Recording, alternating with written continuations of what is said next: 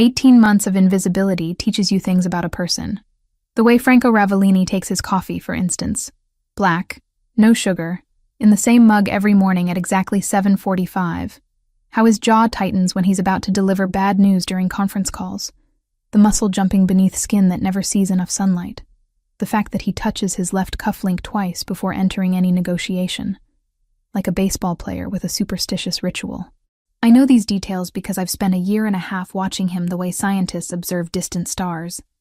From a safe distance, cataloging patterns, never expecting to be noticed in return. My desk sits 12 feet from his office door in the executive suite of Ravellini Imports on the 32nd floor of a building in Midtown Manhattan that houses significantly more than shipping manifests and customs paperwork. Everyone who works here knows what we really are. The verified background checks, the non-disclosure agreements thick as novels, the way certain clients arrive through private elevators and leave through service exits. These things paint a picture that doesn't require explicit confirmation. I passed my background check 18 months ago. Desperate enough for the $70,000 salary that I didn't ask questions about why an import company needed a secretary with top-level security clearance. The money was obscene compared to my previous job at a law firm, where I'd made $38,000 and could barely cover rent in my studio apartment in Queens. Now I send $800 home to Connecticut every month. It's not enough to fix everything. Nothing could fix the fact that my father, James Richardson, lost his management position at 56 and has spent the last 2 years sinking into depression so deep, my mother worries he'll never surface. It doesn't solve my mother, Linda, working double shifts as a nurse, her hands cracked and bleeding from constant washing, her voice tired when we talk on Tuesday nights. It doesn't pay for my 19-year-old sister Kayla's 4-year university, just her community college tuition and books. But it helps. That's what I tell myself when I file documents I'm not supposed to understand. When I schedule meetings I'm not supposed to remember. When I carefully don't notice the way certain men arrive at Franco's office with tension in their shoulders and leave with blood on their knuckles, hidden beneath expensive suit jackets. I tell myself the money helps. And I keep my head down, and I remain invisible. Franco has never looked directly at me. Not once in 547 days. He issues instructions to a point approximately 6 inches to the left of my face. Schedule the meeting with the Greco family for Thursday. Cancel my 3 o'clock. I need the Ferraro contracts by noon. His voice is always the same. Low, controlled, with the barest trace of an Italian accent that surfaces on certain vowels. The accent gets stronger when he's angry, I've noticed, though his anger is never directed at me. How could it be? You can't be angry at furniture. Thursday evening arrives with the kind of November rain that feels personal. Each drop hitting the windows like an accusation. Most of the office has emptied by 6, but I'm still at my desk, organizing documents for tomorrow's meeting. Franco is particular about his paperwork. Everything alphabetized, color-coded, with tabs marking relevant sections. It's tedious work, but I've learned that attention to detail is the difference between keeping this job and becoming a liability. Liabilities disappear in Franco's world. I've never asked where they go. I'm on my 3rd stack of contracts when the private elevator chimes. I glance up, expecting Marco or one of the other security personnel who rotate through the building like ghosts in expensive suits. Instead, Roberto De Luca steps out, shaking rain from his dark hair. Water drips from his leather jacket onto the marble floor, and he doesn't bother wiping his shoes on the mat. He's grinning, which is his default expression, the kind of smile that crinkles the corners of his eyes and makes him look younger than his 32 years. Emily, he says, and I'm so startled to hear my name that I nearly drop the folder in my hands. In 18 months, Franco has never used my name. It's always, schedule this, or I need that, as if I'm a particularly efficient piece of software rather than a human being. Mr. De Luca, I reply, recovering quickly. Mr. Ravellini isn't expecting you until 7. Roberto, he corrects, moving closer to my desk. We've known each other long enough to skip the formalities, don't you think? Have we? I've seen him maybe a dozen times, always in passing, always with that same easy smile that seems designed to put people at ease. He's Franco's oldest friend. I know that much. Childhood friends from the same neighborhood in Brooklyn, before Franco's father built this empire, and Roberto became his most trusted capo. Is there something I can help you with while you wait? I ask, keeping my voice professional. Roberto leans against my desk, close enough that I can smell his cologne. Something woodsy and expensive. I had a meeting run long. Figured I'd come early rather than make Franco wait. He tilts his head, studying me with an intensity that makes my skin prickle. You work late a lot. It's not a question, but I answer anyway. Mr. Ravellini prefers his documents prepared the night before. Franco, Roberto says. You can call him Franco. We're not that formal here. I don't correct him.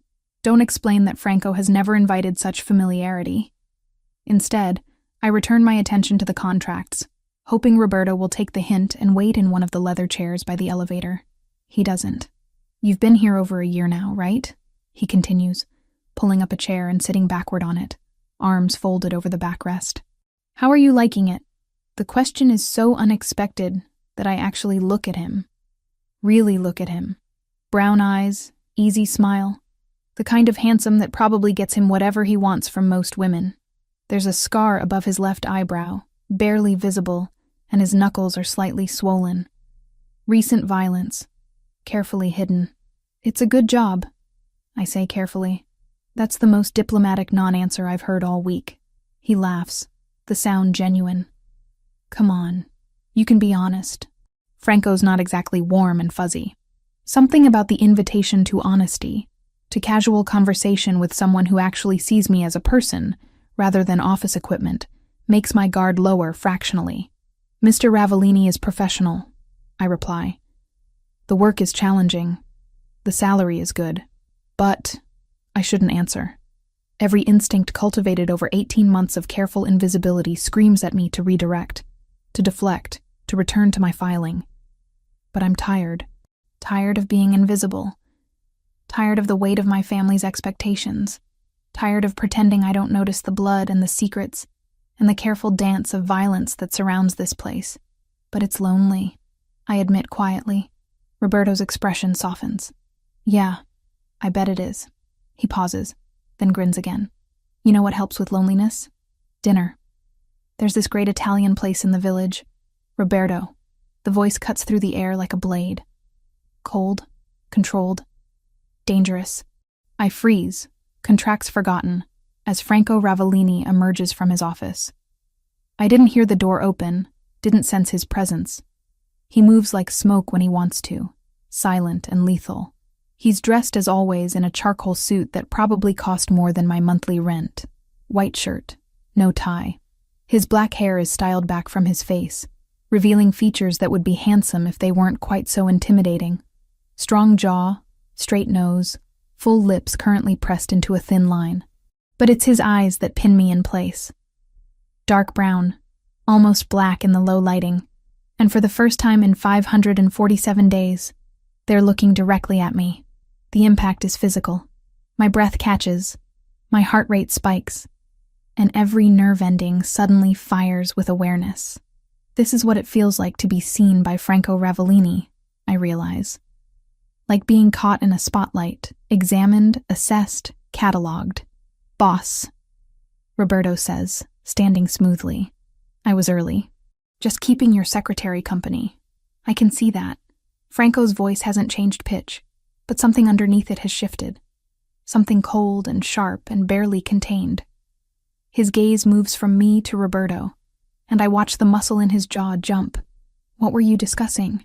Just making conversation, Roberto replies, but there's an edge of wariness in his tone now. Getting to know Emily here. She's been working for you for, 18 months? And we've barely exchanged 2 words. Is she single? The question hangs in the air between them. Roberto's posture is casual, but I can see the calculation in his eyes. He's testing something, pushing a boundary deliberately. Franco goes very, very still. I've seen him angry before. I've watched him end phone calls with quiet threats that made men twice his size pale. I've observed the way his control never slips. How violence when it comes is delivered with surgical precision. This is different. This is rage wrapped in ice, contained by force of will alone. His hands curl into fists at his sides. His breathing remains even, but his eyes, those dark eyes that are finally looking at me, burn with something I can't name. Get in My office. Each word is delivered with devastating quiet. Now. Roberto raises his hands in mock surrender, smile slipping. Hey, I was just... Now. The command leaves no room for argument. Roberto shoots me an apologetic glance, then walks toward Franco's office. As he passes, Franco's hand shoots out, gripping his arm with enough force that I see Roberto wince. Don't, Franco says, voice dropping to barely above a whisper. Ever speak to her again. Then he releases Roberto, who disappears into the office. But Franco doesn't follow immediately. Instead, he turns those burning eyes back to me, and I feel stripped bare under his gaze, exposed, vulnerable in a way I haven't felt since the first day I walked into this building. Mr. Ravellini, I start, not sure what I'm going to say. Starting tomorrow, he interrupts. You'll have a driver. Thomas will pick you up at 7:30 every morning and bring you home every evening. You'll also have security protocols updated. Marco will brief you. I don't understand.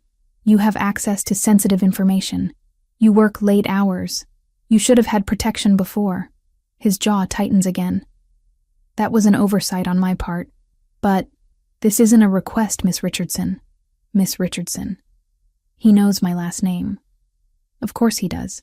He probably knows everything about me, from my social security number to my family's address in Connecticut. But hearing it spoken in that low, controlled voice sends an involuntary shiver down my spine. I understand, I say. Because what else can I say? He nods once, curtly, then turns toward his office. But at the doorway, he pauses, looking back over his shoulder. For a moment, our eyes meet again, and I see something I don't expect in his expression. Possession. Not attraction, not interest. Possession. The look a man gives something that belongs to him, that he's claimed whether or not anyone else knows it yet. Then the door closes behind him, and I'm left alone at my desk, contracts scattered around me, heart hammering against my ribs. Through the thick office door, I can hear raised voices, Roberto's, placating and confused, Franco's, low and lethal and final. The conversation lasts exactly 90 seconds. Then Roberto emerges, his easy smile completely gone, replaced by something that looks like genuine fear. He doesn't look at me as he heads for the elevator, doesn't say goodbye, just leaves with the kind of haste that suggests survival instinct overriding pride. I wait for Franco to emerge, to issue more instructions, to explain what just happened. He doesn't. I sit at my desk for another hour, finishing the filing with shaking hands, hyper-aware of the closed door and the man behind it who finally sees me. When I leave at 8:30, my phone buzzes with a text from an unknown number. This is Thomas. I'll be your driver starting tomorrow. 7:30 a.m. pickup at your address. Mr. Ravellini has briefed me on your security needs. I stare at the message for a long moment, then at the office building behind me.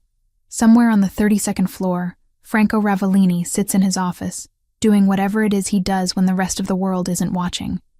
And apparently, he's thinking about my security needs.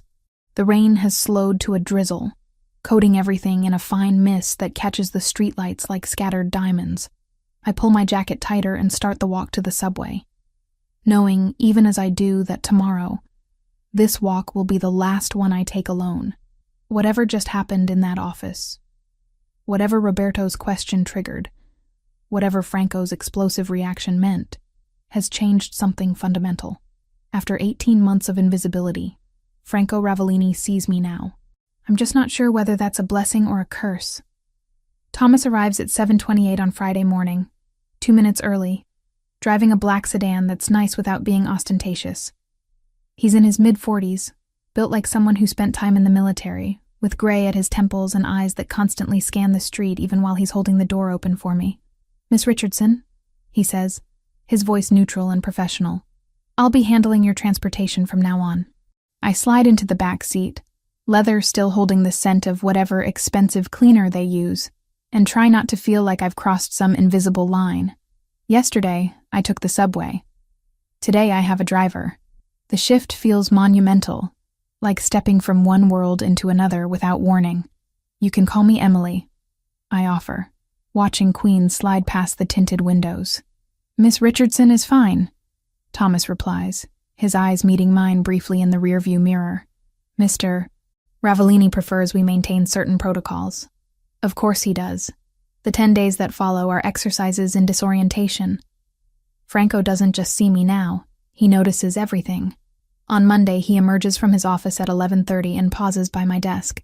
You haven't eaten, he says, not looking at me directly, but clearly aware of the empty space where lunch should be. I brought a yogurt, I reply, gesturing to the small container tucked beside my keyboard. I'll eat it later. That's not lunch. He pulls out his phone, types something quickly. Marco is bringing food from the Italian place on 47th. You need proper nutrition if you're working through lunch. Before I can argue that I didn't ask for this, that a yogurt has sustained me through countless workdays before, he's gone. Back into his office, door clicking shut with finality. 20 minutes later, Marco appears with a bag from Bellini's, the kind of restaurant where a single entree costs $40. Chicken marsala, roasted vegetables, fresh bread that's still warm when I open the container. I eat it at my desk, hyper-aware that Franco is probably listening to the sounds of silverware against the to-go container through his closed door, and I can't decide if I'm grateful or disturbed. Tuesday brings temperature concerns. The office has always run cold. I've learned to keep a cardigan draped over my chair for afternoons when the air conditioning becomes aggressive. But on Tuesday, around 2 in the afternoon, Franco appears again. Is it cold in here? He asks. And this time he does look at me. Those dark eyes cataloging the goosebumps on my arms where I've pushed up my sleeves to type. It's fine, I say automatically, reaching for my cardigan. He frowns. Actually frowns, a crease appearing between his eyebrows. The temperature should be comfortable for everyone working here. Really, Mr. Ravellini, it's... But he's already moving to the thermostat, adjusting it up 3 degrees. The heating system kicks on with a soft hum, and within minutes the chill begins to dissipate. Better? He asks. Yes, I admit, because lying would be pointless when he's standing there watching me with that focused intensity. Thank you. He nods once and returns to his office, leaving me to marvel at the strangeness of having my comfort suddenly matter to a man who, for 18 months, treated me like office equipment. Wednesday is when I start hearing things. Marco mentions casually, while delivering my afternoon coffee, apparently another new protocol I haven't agreed to, that Roberto has been transferred to oversee the port operations in Brooklyn. Temporarily, Marco adds, though his tone suggests otherwise. Mr. Ravellini thought his skills would be better utilized there. I don't ask what really happened. I don't need to. Roberto flirted with me on Thursday evening. By Wednesday, he's been relocated to the opposite end of the borough, managing dock workers and shipping manifests, instead of attending high-level strategy meetings in Manhattan. The message is clear. Franco Ravellini doesn't share. What he considers his to share, I'm still trying to understand. Thursday afternoon brings the incident that crystallizes exactly how much has changed. 3 men arrive for a 2:00 meeting. Associates whose names I've filed away in the careful mental catalog I maintain of everyone who passes through these doors. Vincent Caruso, Anthony Greco, and Paul Ferraro. Mid-level operators. The kind who do the actual work while people like Franco make the decisions. I've interacted with them before, always with the same professional distance. They ignore me. I ignore them. We maintain the comfortable fiction that I'm too insignificant to notice. Today is different. They're early, arriving at 1:50 and settling into the leather chairs by the elevator to wait. I continue working, updating the attendance logs for Friday's larger meeting, when Vincent calls out, "Hey, sweetheart, you think you could grab us some coffee?" I look up, surprised by the casual presumption.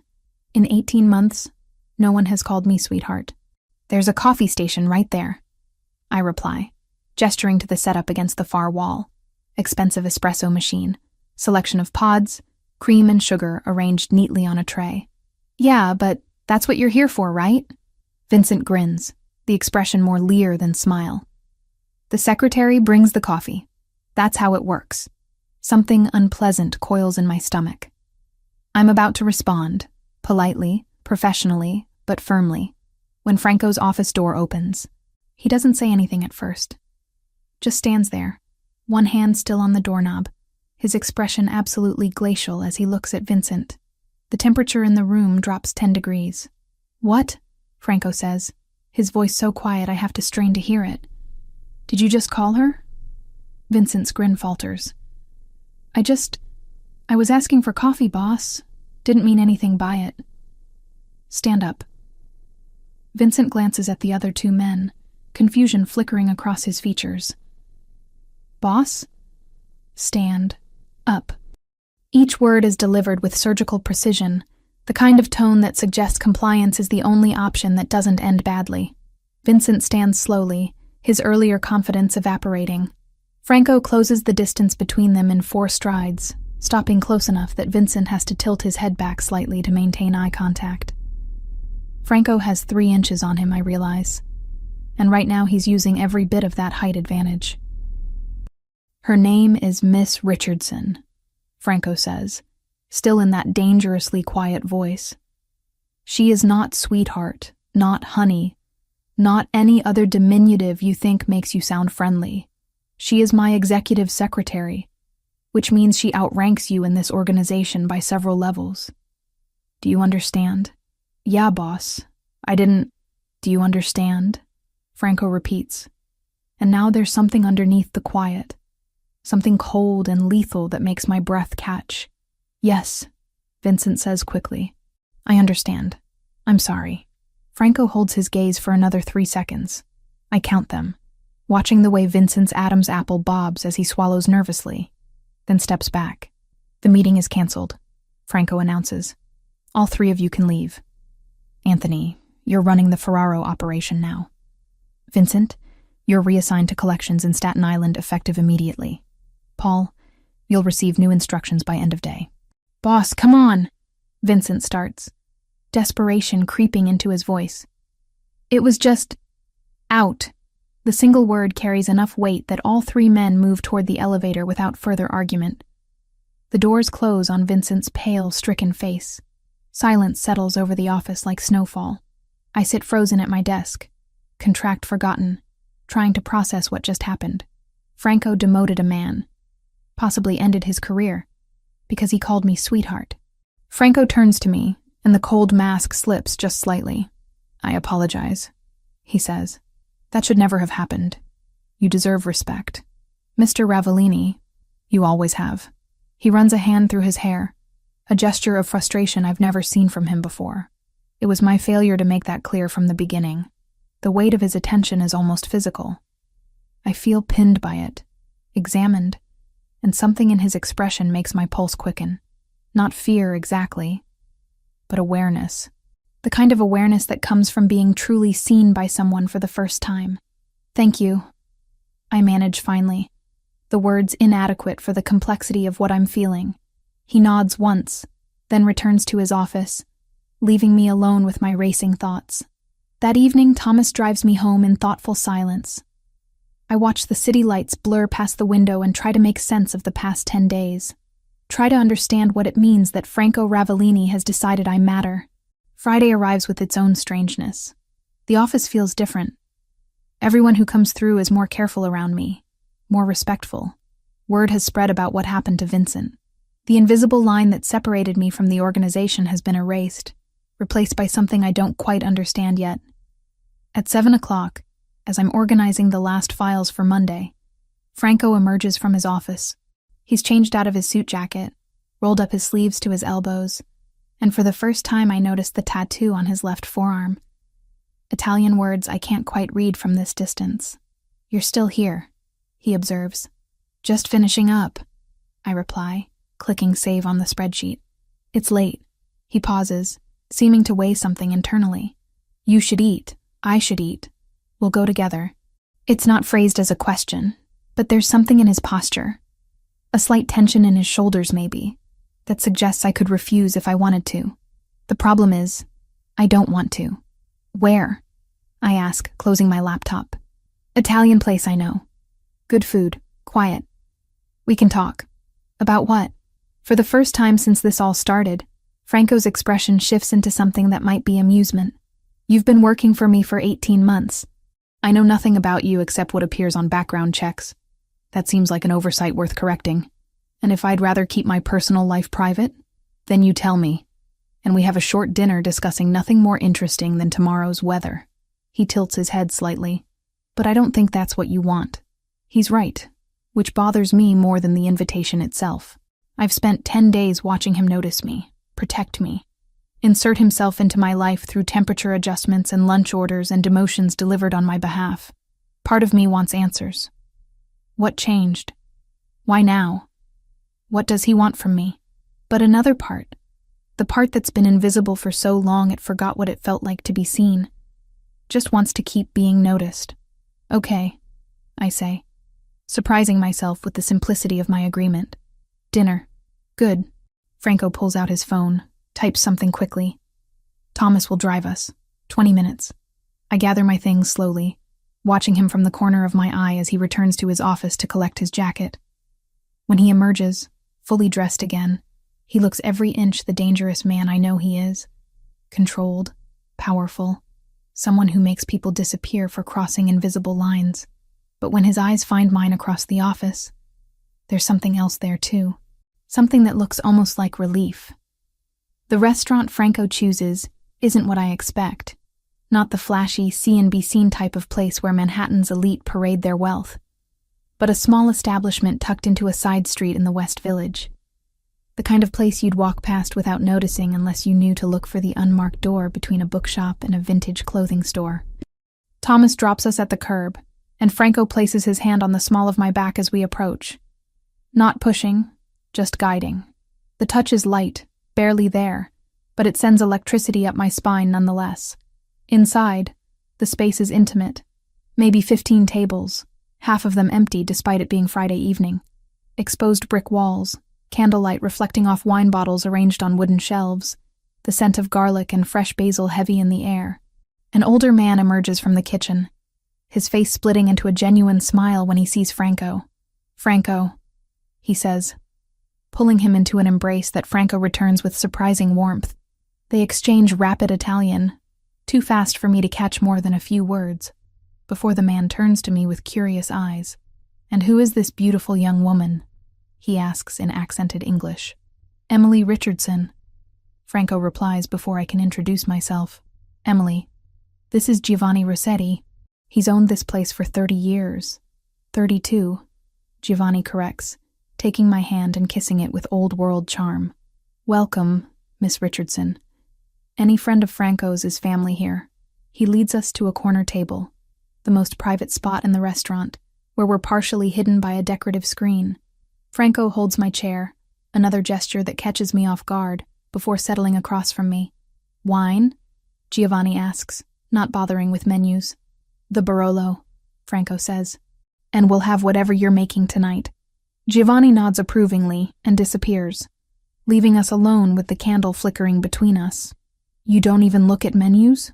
I ask, trying to find solid ground in this increasingly surreal situation.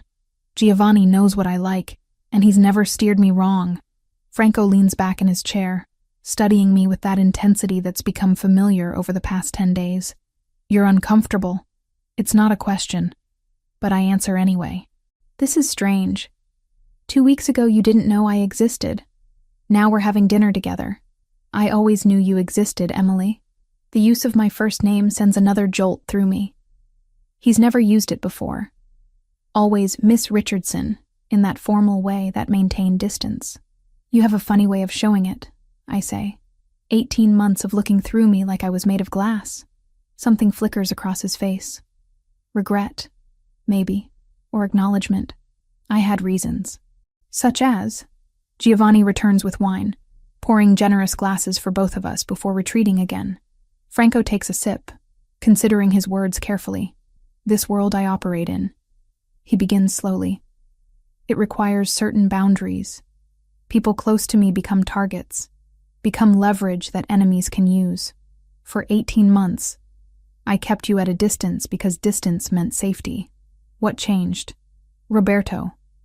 Franco's jaw tightens at the name. When he looked at you, when he asked if you were single, I realized the distance hadn't protected you at all. You'd been vulnerable this entire time, and I'd been too focused on maintaining boundaries to notice. I take a long drink of wine, needing the warmth as his words sink in. So the driver, The security protocols. All of it. That's because you feel guilty. That's because you matter. He says it simply, directly, his dark eyes holding mine. You've mattered for longer than I was willing to admit, even to myself. The admission hangs between us, heavy with implications I'm not sure I'm ready to examine. I redirect, seeking safer territory. Tell me about Giovanni. How do you know him? Franco allows the subject change, though I see understanding in his expression. He was friends with my father. When I was younger, maybe 10 or 11, my father would bring me here after school. Giovanni would let me do homework at that table by the window while they talked business. What kind of business? A slight smile, the kind that required privacy and trust. Giovanni never asked questions, never repeated what he heard. That's rare, especially in this city. He knew what your father was, knows what I am. Franco corrects. And he's never judged it. His son was in trouble once, gambling debts to the wrong people. My father helped resolve it. Giovanni's been loyal to our family ever since. The food arrives in stages. First, an antipasto plate with cured meats, marinated vegetables, and fresh mozzarella that melts on my tongue. Then pasta. Giovanni's own recipe, Franco tells me. Something between carbonara and cacio e pepe, rich and creamy and perfect. We eat in companionable silence for a few minutes before Franco speaks again. Tell me about your family. The real story, not what I read in background checks. I set down my fork, surprised by the request. Why do you want to know? Because you send $800 home every month. Because you work late every night even though your contract specifies 40 hours per week. Because when I asked why you stayed at this job despite obviously knowing what we do, you said the money helps. He pauses. I want to understand what drives you. It should feel invasive, this interest in my personal life. But there's something in the way he asks, genuine curiosity without judgment, that makes me want to answer. My father is 58, I begin. He was a facilities manager for a pharmaceutical company in Connecticut. Good job, good benefits, 23 years of service. Then the company got acquired, new management came in, and they cleaned house of anyone over 50. Age discrimination, obviously, but impossible to prove. Franco nods, listening without interruption. He tried to find other work. But no one wants to hire a 56-year-old manager when they can get someone 30 years old for half the salary. The unemployment ran out. Savings got depleted. And he just broke. Depression, anxiety, days where he doesn't get out of bed. I take another sip of wine, steadying myself. My mother Linda works as a nurse. Double shifts most weeks trying to keep them afloat. And my sister Kayla, she's 19, trying to get through community college while working part-time at Target. So you became the safety net. I send what I can. It's not enough to fix everything. Nothing can give my father back his sense of purpose, or my mother her sleep, or my sister the college experience she deserves. But it keeps them housed and fed. It means Kayla can buy textbooks. It means my father can keep his blood pressure medication. I meet Franco's eyes. That's why I stayed. Why I didn't ask questions about shipping manifests that don't quite add up, or meetings that happen at 3 a.m. The salary you pay lets me take care of them. Franco is quiet for a long moment, his expression unreadable in the candlelight. When he speaks, his voice is softer than I've ever heard it. My father died 5 years ago. Heart attack in his office on a Tuesday afternoon. He was 61. Franco turns his wine glass slowly between his fingers. He built everything from nothing. Came from Naples with barely enough money for a week's rent. Worked construction jobs until he could buy his first legitimate business. The rest came later. The expansion into less legitimate operations. Do you regret it? The path he took? No. The answer is immediate. He provided for our family. He created opportunities for people in our community who had none. The methods weren't always legal, but the results were real. Hundreds of families employed, protected, given chances they wouldn't have had otherwise. That's how you justify it. I don't need to justify it. There's no defensiveness in his tone, just statement of fact. I'm under no illusions about what I do, Emily. I make choices that exist in gray areas, that sometimes cross into darkness. but I also carry the weight of everyone who depends on me. Not just family, but every person working in our operations. Every family whose livelihood is connected to ours. I think about this, about the complexity of it. When you took over at 29, was it what you wanted? No. Another direct answer. I was working on a graduate degree in business, had plans for legitimate consulting work. Then my father died, and suddenly I had a choice. Let everything he built collapse, leave hundreds of people without income or protection, or step into his role. He meets my eyes. There wasn't really a choice at all. The weight in his voice is palpable. The burden of 5 years carrying an empire built on loyalty and violence and complicated morality. You said earlier that I've mattered for longer than you were willing to admit. I say carefully. What did you mean? Franco sets down his wine glass with deliberate care. I noticed you 3 months after you started. The way you organized files by both date and relevance, not just one or the other. How you always had coffee ready before I asked for it. The fact that you worked through lunch most days because you were trying to prove yourself indispensable. 3 months. He noticed me after 3 months, but maintained that careful distance for 15 more. Why wait so long? Because noticing you was dangerous, for both of us. His expression hardened slightly. The moment someone becomes important to me, they become a target. My father taught me that.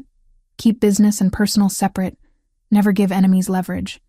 So I kept you at arm's length, treated you like furniture, convinced myself the distance was protection. Until Roberto. Until I saw someone else looking at you the way I'd been trying not to. Franco's hands curl into fists on the table. Until I realized that keeping you invisible to me didn't make you invisible to everyone else. You were vulnerable, and I'd left you that way out of cowardice. Protecting me isn't cowardice. Pretending I didn't care when I did is. The confession settles over me like a blanket. Heavy, warm, slightly suffocating. I should probably be concerned about this intensity. This possessiveness that drove him to demote Vincent and transfer Roberto. Should be worried about what it means that Franco Ravellini has decided I belong under his protection. But concern isn't what I'm feeling. What happens now? I ask quietly. Now you understand the parameters. You work in a dangerous environment. You have security not because I'm controlling, but because it's necessary. You have my protection because I refuse to leave you vulnerable. He leans forward slightly. And you need to decide if you can live with that. If you can accept that being in my world means giving up certain freedoms in exchange for safety. What if I say no? Then I respect your choice. But the security stays regardless. You know too much, have access to too much sensitive information. Even if you wanted to leave, you'd need protection while we transitioned you out safely. The honesty is refreshing and terrifying in equal measure. No pretty lies about choice and freedom. Just the stark reality that I've already crossed into his world whether I intended to or not. I'm not asking you to decide tonight, Franco continues. I'm giving you information so you can make an educated choice. Take time. Think about it. But understand that I'm not a man who does things halfway. If you stay, if you choose this, I will be involved in your life. Protectively, possessively, in ways you might not always appreciate. And if I stay, what exactly am I staying for? Just employment? His eyes darken with something that makes my breath catch. That's for you to decide as well. Giovanni returns with dessert, tiramisu that tastes like heaven, and the conversation shifts to safer topics. Franco tells stories about growing up in Brooklyn, about Giovanni teaching him to make proper espresso when he was 12, about his father's ridiculous superstitions about black cats and spilled salt. I find myself laughing at his delivery, at the unexpected glimpses of humanity beneath the controlled exterior. This is Franco without the armor, I realize. This is who he might have been if circumstances had been different. By the time we finish, it's nearly 10. Thomas materializes outside exactly when we emerge, as if he's been waiting all evening for the precise moment we'd need him. The drive to my apartment in Queens is quiet. Franco sits beside me in the back seat, closer than necessary but not touching, and I'm acutely aware of his presence. The car smells like his cologne, something with notes of cedar and spice, masculine without being overwhelming. When Thomas pulls up outside my building, Franco exits first, holding the door for me. Thank you for dinner, I say, suddenly awkward now that the evening is ending. For the honesty. You deserved honesty. You've deserved it from the beginning. He hesitates, then reaches out to tuck a strand of hair behind my ear. The touch gentle, brief, but loaded with intention. Think about what I said, Emily. Really think about it. Because once you choose, once you're fully in my world, leaving becomes significantly more complicated. Is that a threat? It's a promise. Of protection. Of loyalty. Of the fact that I don't let go of what's mine. His hand drops away. And before you tell me you're not mine, understand that ship has already sailed. I claimed you the moment I exploded at Roberto. The only question remaining is whether you'll accept that claim. He steps back, allowing me space to breathe, to process the weight of what he's just said. I should be offended by the presumption, by the possessive certainty in his voice. Should probably tell him that I'm not property to be claimed, that his protection doesn't equal ownership. But as I watch him return to the car, as Thomas drives away and I'm left standing on the sidewalk outside my building, I realize the most terrifying part isn't Franco's claim. It's the fact that some part of me wants to accept it. Monday morning arrives with an envelope on my desk. Thick cream paper, my name written in elegant script across the front. I recognize the handwriting from the notes Franco leaves on documents. Precise, controlled, the letters perfectly formed. Inside is a single sheet of paper with an address in Boston, and a salary figure that makes my breath catch. $95,000. Nearly $30,000 more than I currently make, which is already generous by any standard. The position is vague, executive liaison for Northeast operations. But the message is crystal clear. Franco is offering me an escape route, a way out of his world with a significant financial cushion to ease the transition. I fold the paper carefully, slide it back into the envelope, and carry it directly to his office door. I don't knock. I walk in, close the door behind me with enough force that it clicks loudly, and place the envelope in the center of his desk. Franco looks up from his laptop, one eyebrow raised at my entrance. No, I say simply. You haven't even considered it. There's nothing to consider. If you want me gone, be honest about it. Don't try to dress it up as a promotion or convince me it's for my own good. I cross my arms, anger giving me courage I didn't know I possessed. I'm not a child who needs to be manipulated into making the right choice. Franco closes his laptop with deliberate care, his attention now completely focused on me. It's not manipulation. It's providing options. It's you deciding what's best for me without asking what I want. And what do you want, Emily? The question stops me cold. What do I want? To keep working here. Keep sending money home to my family. Keep existing in this strange new dynamic where Franco Ravellini actually sees me. Or to take the safe option, the smart option, the one that removes me from proximity to violence and danger. I want transparency, I say finally. You told me Friday that I deserved honesty, that I should think about whether I can handle being in your world. Well, I've thought about it. I'm choosing to stay. But if you can't accept that choice, if you're going to keep trying to push me away for my own protection, then we have a problem. Franco stands, moving around his desk with that predatory grace that's become familiar. He stops close enough that I have to tilt my head back to maintain eye contact, close enough that I can smell his cologne. You have no idea what you're choosing, he says quietly. You think you understand this world, but you've only seen the surface. The security, the carefully managed distance from actual operations. You haven't seen the violence, the consequences of mistakes, the way enemies target anyone who matters. Then show me. Stop treating me like delicate porcelain and show me what this life actually means. I hold his gaze, refusing to back down. You said yourself that distance didn't protect me, so stop trying to maintain it. For a long moment, he just looks at me. Something unreadable in those dark eyes. Then he reaches out, tucking a strand of hair behind my ear in that gesture that's becoming familiar. You're sure about this? I'm sure. Then the envelope gets shredded, and you stay. But understand something, Emily. If you stay on my terms. With my security protocols, my rules, my involvement in your life. His hand drops to my shoulder, thumb brushing my collarbone. No more arguments about drivers or guards or measures I deem necessary. Agreed? I should probably negotiate, establish some boundaries, maintain some independence. But the truth is, I'm tired of fighting. Tired of pretending I don't want exactly what he's offering. Protection, attention, the certainty of mattering to someone. Agreed, I say. But I have conditions too. Such as, you keep me informed. Not about everything. I understand there are operational details I'm better off not knowing. But about threats, about situations that might affect me directly. I can't make good decisions if I'm operating blind. Franco considers this, then nods slowly. Fair. What else? You don't lie to me. Not even omissions to spare my feelings. If something is happening that I should know about, you tell me. Even if the truth is ugly, especially then. Something that might be respect flickers across his expression. Anything else? Yes. You stop trying to manage my relationship with my family. They're mine to handle, and I won't have you interfering there. Franco's jaw tightens slightly at this one, but he nods. As long as they remain unconnected to any threats or operational concerns, your family is your business. Good. I step back, needing space to breathe now that we've established these parameters. Then we have an agreement. We do. Franco returns to his desk.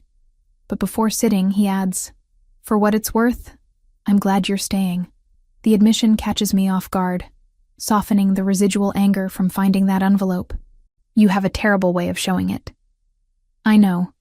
A ghost of a smile. It's not one of my strengths. The 3 weeks that follow settle into a new normal. Franco no longer maintains careful distance. Instead, he finds excuses to be present.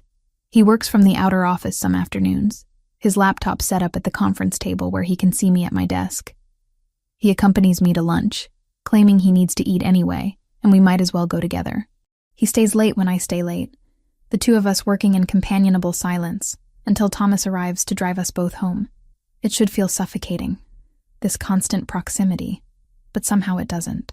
Instead, I find myself looking forward to our afternoon coffee breaks, to the way Franco explains the legitimate side of his operations when I ask questions, to the rare moments when his carefully maintained control slips, and I catch glimpses of the man beneath the armor.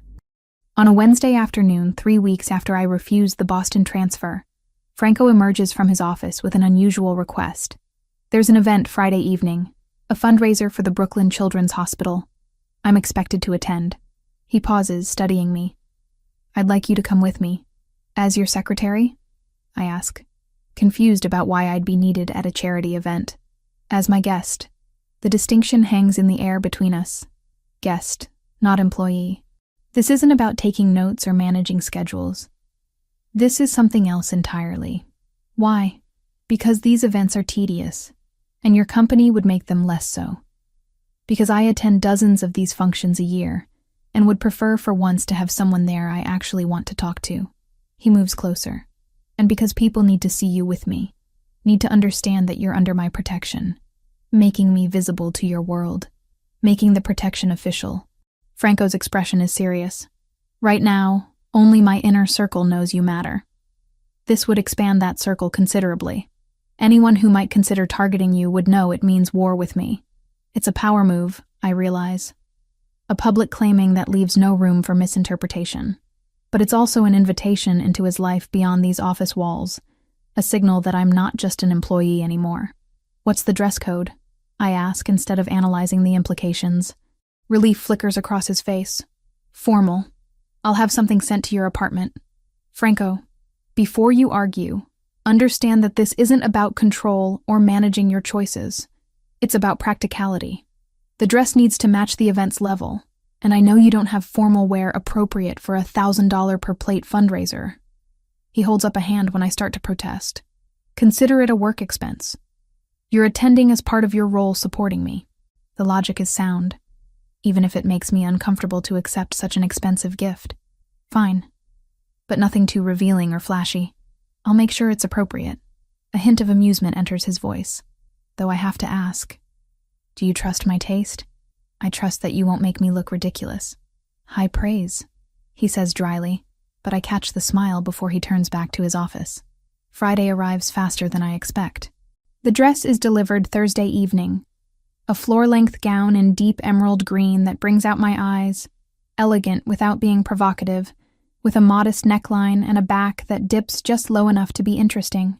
The fabric is some kind of silk that flows like water, and when I try it on in my apartment, I barely recognize my reflection. Thomas picks me up at 6:30, and instead of driving to Franco's office, we head to his brownstone in Brooklyn Heights, a neighborhood I've never visited but know costs millions just to own a modest property. The townhouse is exactly what I'd expect. Elegant, understated, expensive without being ostentatious. Marco meets me at the door, his usual intimidating expression softening slightly when he sees me. "Miss Richardson, Mr. Ravellini is expecting you in the study." I follow him through a hallway lined with family photographs. Younger versions of Franco with an older man who must be his father. Scenic shots of what looks like Naples, a few formal portraits. The study is all dark wood and leather, books lining floor-to-ceiling shelves, a massive desk positioned to face windows overlooking a small garden. Franco stands with his back to me, adjusting his cufflinks, dressed in a tuxedo that fits him perfectly. When he turns, I see the same surprise in his expression that I felt looking in my mirror earlier. "You look beautiful," he says simply. No artifice or exaggeration, just statement of fact. "The dress helps," I reply, suddenly self-conscious under his scrutiny. "The dress is just fabric. You make it beautiful." He crosses to where I stand, offering his arm. "Shall we?" The fundraiser is held at the Brooklyn Museum. The event space transformed into an elegant affair with string quartets and champagne, and people wearing enough jewelry to fund several hospital wings. Franco's hand remains at the small of my back as we navigate the crowd. A subtle but clear signal of connection. People notice. Of course they notice. Franco Ravellini doesn't attend these events with companions. I gather from the subtle stares and whispered conversations that follow our path. "Are you uncomfortable?" Franco asks quietly as we pause near a sculpture exhibit. "Nervous," I admit. "Everyone's looking at us." "At you," he corrects. "They're trying to figure out who you are, why you're with me." His hand presses slightly against my back, grounding. "Let them wonder." We're approached by a succession of people. Businessmen Franco knows from legitimate ventures, politicians whose campaigns he's funded, socialites who seem to exist solely at these kinds of events. Franco introduces me each time with the same simple phrase, "This is Emily Richardson." No explanation of my role, no qualifying details, just my name, delivered with enough certainty that no one dares ask for clarification. Around 8, we're approached by a man in his 50s, with silver hair and a smile that doesn't extend to his calculating eyes. "Franco, good to see you," he says, extending a hand. "And who's this lovely young woman?" "Emily Richardson," Franco replies, his tone cooler than it's been all evening. "Emily, this is Richard Castellano. He runs shipping operations out of Newark." Something in Franco's posture has changed. Subtle tension in his shoulders, a slight tightening of his hand against my back. This man is more than a business acquaintance, I realize. This is someone Franco considers a threat. "Pleasure to meet you, Miss Richardson," Richard says, his eyes traveling over me in a way that makes my skin crawl. I wasn't aware Franco had such charming associates. The pause before associates is deliberate, laden with implication. "Miss Richardson works with me," Franco says, his voice dropping to that dangerously quiet register I've learned to recognize, "and is under my complete protection." I trust that's understood. Richard's smile falters slightly. "Of course. No offense intended." "None taken," I say smoothly, surprising myself with my composure. Though I appreciate Mr. Ravellini's consideration for my security. One can never be too careful these days.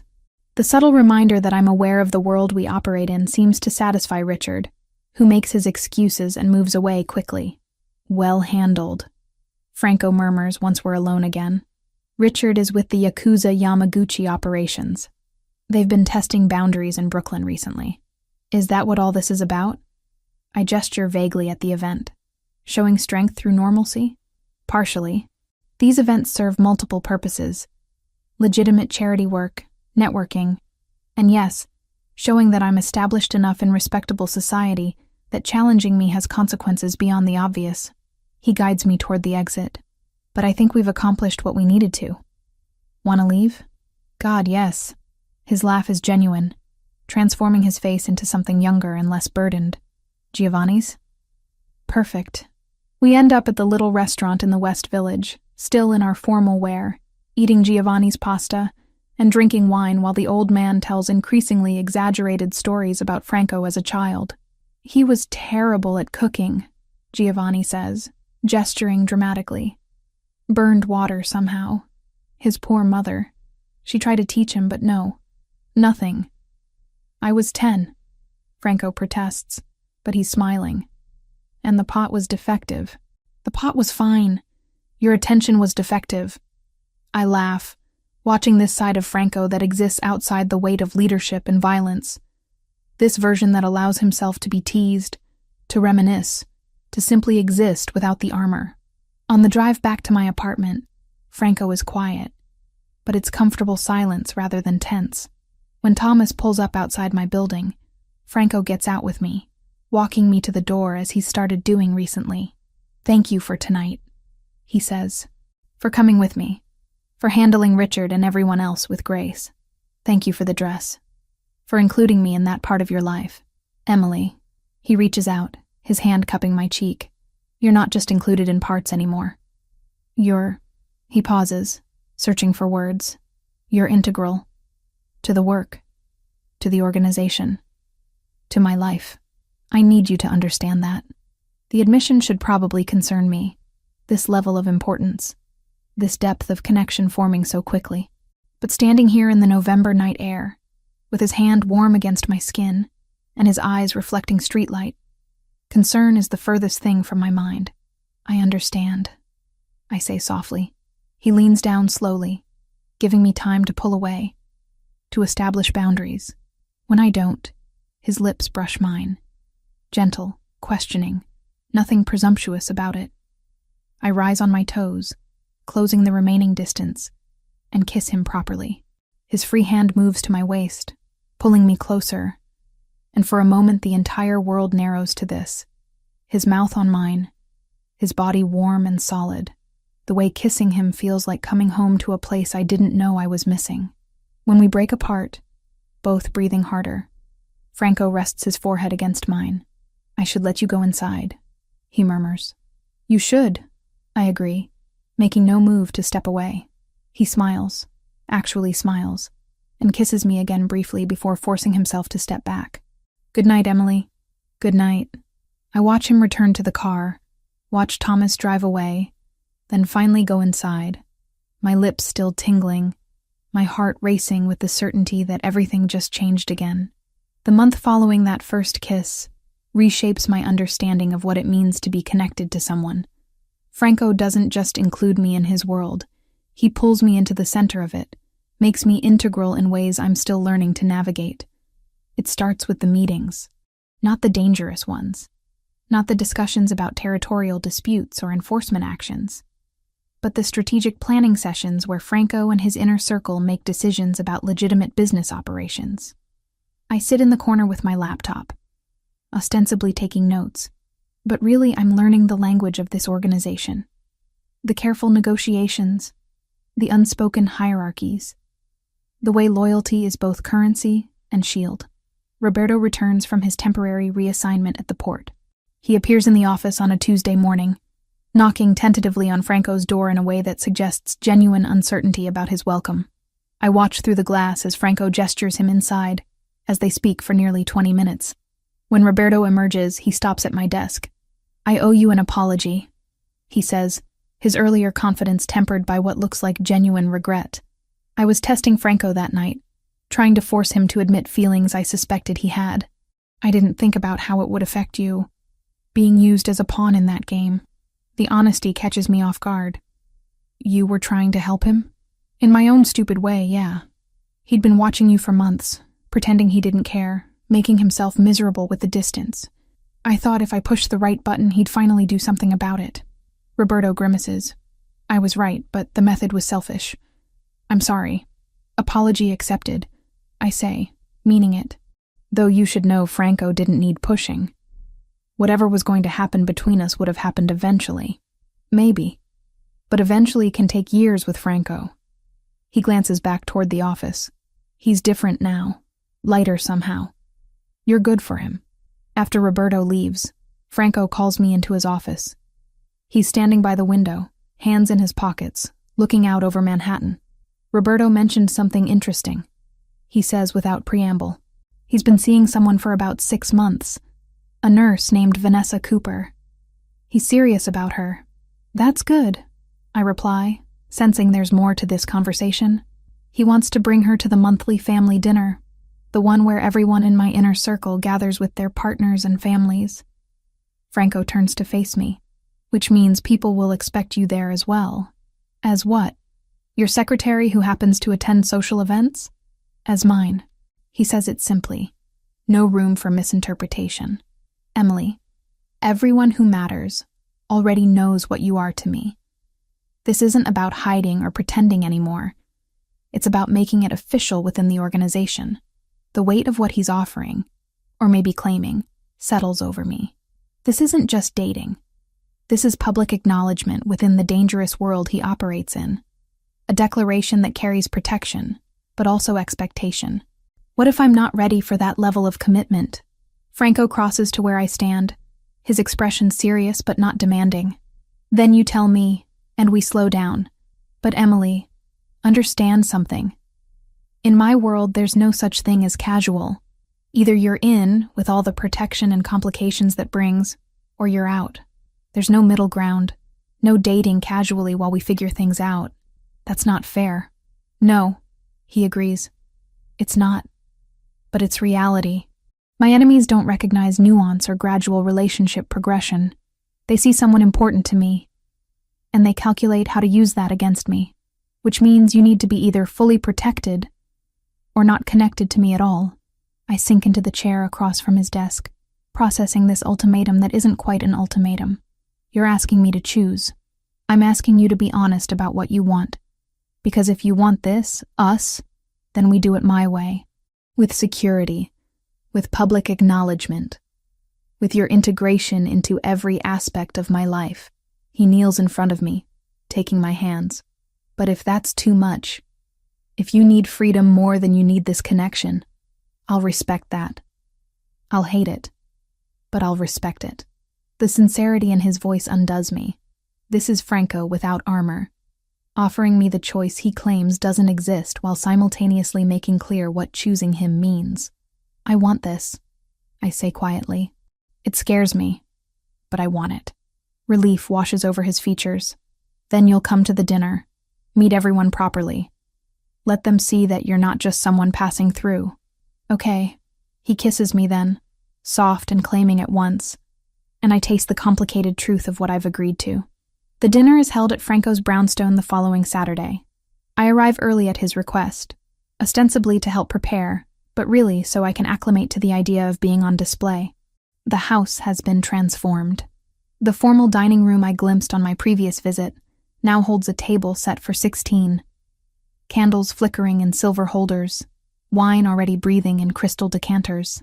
A catering team moves through the kitchen with practiced efficiency. Apparently, Franco doesn't cook for these events. Nervous? He asks, coming up behind me as I stare at the elaborate place settings. Terrified, I admit. These are people who've known you for years. What if they don't think I belong here? Then they're wrong. Franco turns me to face him. Emily, my opinion is the only one that matters. But for what it's worth, everyone who's met you has been impressed. Roberto thinks you're clever. Marco says you have good instincts. Even Joseph, who never likes anyone, mentioned that you handled yourself well at the fundraiser. Joseph was at the fundraiser? Joseph is always somewhere nearby when I'm in public. You just didn't see him. Franco adjusts my necklace, a simple gold chain I've worn for years but which suddenly feels inadequate for this occasion. You look beautiful. And you belong here because I want you here. That's the only qualification required. The guests begin arriving at 7. I recognize some from the office. Joseph with his perpetual scowl, Michael who handles their real estate portfolio, Anthony who manages the legitimate import operations. But there are others I've never seen, including several women who must be the partners Roberto mentioned. Roberto arrives with Vanessa, a petite woman with kind eyes and an easy smile. She makes a point of introducing herself to me immediately. Emily, right? Roberto's told me about you. Well, told me the version where he doesn't admit to being an idiot. She elbows Roberto affectionately. I'm glad you're here. It's nice to have another newcomer to this insanity. Her warmth is genuine, and I find myself relaxing slightly as we talk about her work at Brooklyn Methodist, about Roberto's terrible cooking, about how strange it is to be connected to this world. Does it get easier? I ask quietly, while Roberto is distracted by another guest. Being with someone in this life? Yes and no, Vanessa says honestly. You learn to compartmentalize, to not ask about certain things, to trust that the man you love is more than the violence his work sometimes requires, but the fear never completely goes away. You just decide whether the love is worth the fear. The observation stays with me through dinner, through courses of incredible food and wine that flows freely, and conversations that range from mundane to carefully coded discussions about territory and operations. I sit next to Franco, his hand occasionally finding mine under the table, his presence a constant anchor. Around 10, after most guests have moved to the living room with after-dinner drinks, Joseph approaches me in the kitchen where I've escaped for a moment of quiet. Miss Richardson. I turn, surprised. Joseph rarely speaks to me beyond professional necessity. Joseph. Mr. Ravellini seems happy. Happier than I've seen him in the 5 years I've worked for him. Joseph's expression remains neutral, but there's something almost approving in his tone. That's good. He needs someone who can give him reasons beyond duty and obligation. I'm not sure I'm that person, I admit. You are. Otherwise, he wouldn't have brought you into his home. Into this circle. Joseph pauses. Just understand. Being that person means accepting certain responsibilities. You're not just his partner. You're potentially his weakness. His enemies will see you that way. Franco's already explained this. I'm sure he has. But I'm telling you as someone who's seen what happens when loved ones become targets. The protection we provide is comprehensive, but it requires your cooperation. No slipping away from security, no taking unnecessary risks, no prioritizing independence over safety. The warning is clear, and I appreciate its directness. I understand. Good. Joseph nods once and returns to the living room, leaving me with my thoughts. When the last guests leave around midnight, Franco and I are finally alone. I help him clear glasses, comfortable in the domestic routine, when he catches my hand. Thank you for tonight, for being here, for handling everyone with grace, for not running when Joseph cornered you. How did you know about that? I always know. He pulls me close, arms wrapping around my waist. What did he say? That I'm potentially your weakness, that I need to cooperate with security protocols. Franco's expression darkens. I'll speak to him about overstepping. Don't. He was right. And I appreciate the honesty. I rest my head against his chest, hearing the steady beat of his heart. Franco, I need to tell my family about us. About you. He stiffens slightly. What would you tell them? The truth. That I'm seeing someone, that it's serious, that he's in a complicated line of work. I look up at him. I won't lie to them, but I'll be careful about details. They deserve to know there's someone important in my life. When? I call my mother every Tuesday. I was thinking this week. Franco considers this, then nods slowly. Okay. But Emily, if they ask questions about what I do or who I am, you deflect. The less they know specifically, the safer they are. I know. Tuesday evening finds me in my apartment, phone in hand, trying to figure out how to explain Franco Ravellini to my mother. In the end, I decide on partial truth, the safest kind. Mom, I wanted to tell you something. I'm seeing someone. Linda's voice brightens immediately. Oh, Emily, that's wonderful. Who is he? How did you meet? His name is Franco. He's my boss, actually. We've been working together for a while and things develop naturally. Your boss? Concern creeps into her tone. Honey, are you sure that's wise? Office relationships can get complicated. I know, Mom, but it's serious. He's been incredibly generous. He's actually the one who helped with Dad's situation. I'd told her weeks ago about the financial assistance, framing it as a company benefit rather than personal gift. Wait, the money for your father's training program, that was from him? He has resources, Mom, and he wanted to help. There's a long pause. Emily, What kind of work does this man do that he can offer that kind of money casually? Import business. He's very successful. Not technically a lie. The Ravellini operations do include legitimate importing. He's also Italian, from Brooklyn. Family business. Italian family business from Brooklyn. Linda repeats slowly. Emily, you need to be careful. That sounds like... I know what it sounds like, Mom, and I'm being careful. But he's good to me. He's protective, he's honest. He's given me no reason to doubt him. Another pause. This one heavier. You love him. I think I might, I admit, the words coming easier than expected. I know it's fast and I know it's complicated, but yes, I think I love him. Then I trust your judgment. But Emily, if anything ever feels wrong, if you ever feel unsafe or uncomfortable, you come home. You hear me? No relationship is worth your safety. I know, Mom, I promise. We talk for another 20 minutes about other things. Dad's progress in his retraining program, Kayla's upcoming finals, the approaching holidays. When we hang up, I feel lighter. As if acknowledging Franco's importance to my family makes it more real, more sustainable. Franco calls an hour later, as if sensing I need to hear his voice. How did it go? She knows. She's concerned but supportive. I curl up on my couch, phone pressed to my ear. She asked what kind of work you do. What did you tell her? Import business. Successful Italian family operation from Brooklyn. He laughs, the sound warm. All technically true. That was the idea. Emily. His voice softens. Thank you for telling them. For making this real beyond just us. It is real, Franco. Terrifying and complicated and probably inadvisable. But real. Come stay with me tonight. The request catches me off guard. We haven't spent the night together yet. Haven't crossed that particular boundary despite the increasing physical intimacy of our relationship. Franco, just to sleep. I want you here. Want to wake up with you tomorrow. He pauses. But only if you're ready. No pressure. I look around my small apartment, at the life I've built through careful independence and sacrifice. Then I think about Franco's brownstone, about the way his presence makes me feel grounded and safe and seen. Okay, I say. I'll pack a bag. Thomas will be there in 20 minutes. The decision feels significant. This choosing of his space over mine. This acceptance of deeper integration into his life. But as I pack essentials into an overnight bag, I recognize the truth. I've already chosen. Every decision since that rainy Thursday evening when Roberto asked if I was single has been leading here, to this moment of conscious commitment. When Thomas arrives, he greets me with his usual professional courtesy. But there's something that might be approval in his expression as he opens the car door.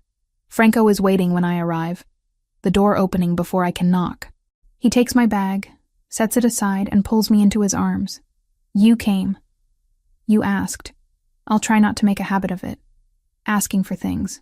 But his tone suggests he will absolutely make a habit of it, and somehow I don't mind. We go upstairs to his bedroom. A space I've never seen before.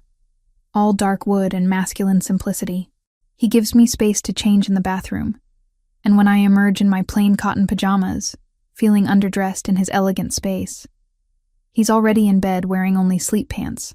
I slide in beside him, hyper-aware of his warmth, of the intimacy of this domestic act. Come here, he murmurs, pulling me against his chest. I settle into him, my head on his shoulder, his arm around my waist. This is nice. I admit after a moment. This is perfect. He corrects. This is what I wanted but didn't know how to ask for. We lie together in comfortable silence, and I feel the day's tension drain away. This is trust, I realize. Not just physical, but emotional. The vulnerability of sleep, of lowered defenses, of simply existing together. Emily?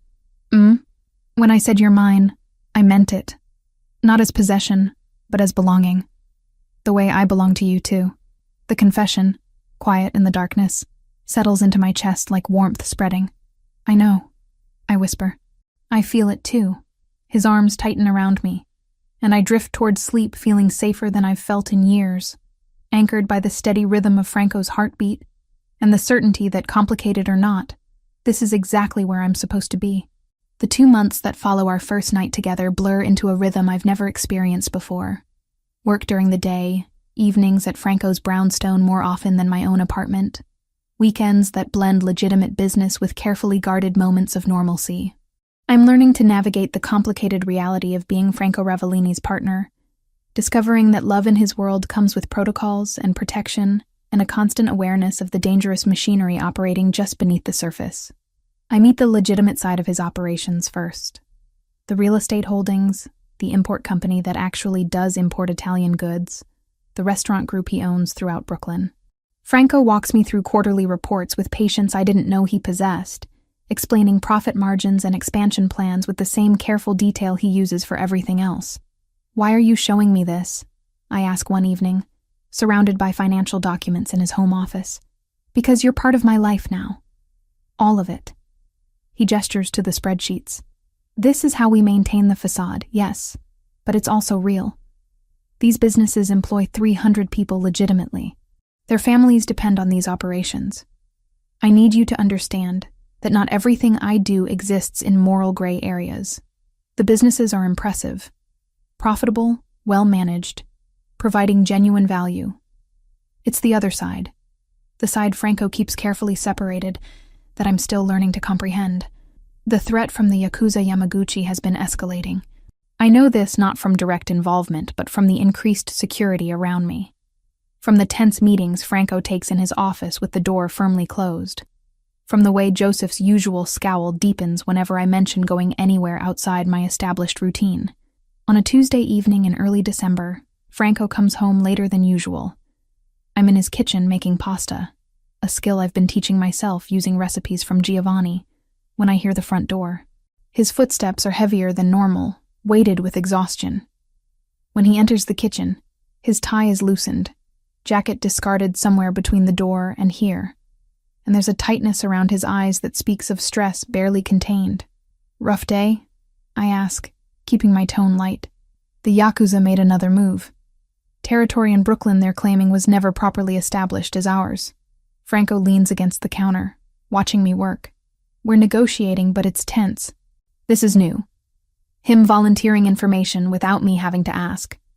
Progress, I think, in the transparency we agreed to. What does that mean for security? It means for the next few days, maybe longer. You stay where I can verify you're protected. Work here. Nowhere else without advance notice. He moves closer, his hand coming to rest on my hip. I know you don't like restrictions, but this isn't negotiable right now. I turn to face him fully, seeing the genuine concern beneath his controlled exterior. Okay, but Franco, you have to tell me, is this the kind of threat where I should be worried about violence directed at me specifically, or is it about territorial posturing? Both. He's direct, which I appreciate even as it sends ice through my veins. The Yakuza knows you matter to me. Richard Castellano made sure of that after the fundraiser. They won't target you directly. That would trigger war they're not ready for. But they might use the threat of you to gain leverage. So I'm a bargaining chip. You're a complication they're calculating how to use. Franco's expression hardens. Which is why, for the next 72 hours minimum, you're under enhanced protection. Thomas and another guard with you at all times, tracking on your phone that I monitor personally. No deviations from planned routes. The restrictions should feel suffocating. A month ago, they might have. But I've learned enough about Franco's world to understand that these measures aren't about control. They're about keeping me alive. What do you need from me? Relief flashes across his face. Cooperation without argument. Trust that I'm not overreacting. I trust you. I do. I realize. Completely. Just keep me informed about what's happening. Don't shut me out because you think ignorance will protect me. Deal. The next 3 days pass under enhanced security. 2 guards now. Thomas and Michael, both former military, both intimidating enough that people give me wide berth wherever I go. Franco works from home when possible, and when he must go to meetings, he calls every hour to confirm I'm safe. It's during one of these calls, on Thursday afternoon while I'm organizing files in the office, that things shift.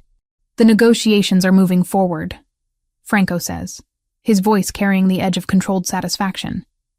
The Yakuza is willing to establish clear boundaries if we offer financial compensation for the disputed territory. It's more than I'd prefer to pay, but it resolves this without violence. That's good, isn't it? It's pragmatic, which is new for me. There's something in his tone. Surprise, maybe, at his own restraint.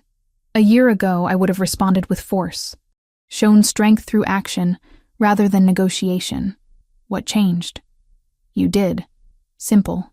Direct. I have more to lose now. More reason to choose solutions that don't escalate into war. The admission settles into my chest, heavy with responsibility. I'm changing him, pulling him toward choices that prioritize long-term stability over immediate demonstrations of power. It should feel good, but it's complicated by knowing those choices might be seen as weakness by others in his organization. Franco, if choosing negotiation puts you at risk with your own people, they'll adapt, or they'll leave. His voice is firm. I'm still in charge, Emily. My decisions stand. But yes, I'm making different choices now because different things matter. That's growth, not weakness. I want to believe him, want to trust that his organization will accept this shift. But doubt lingers. That evening, Franco suggests something unexpected. I want to help your family more directly, he says over dinner at his place. Your father's retraining is good, but it's not enough. I want to offer him a position with one of my legitimate companies. Management role, good salary, full benefits.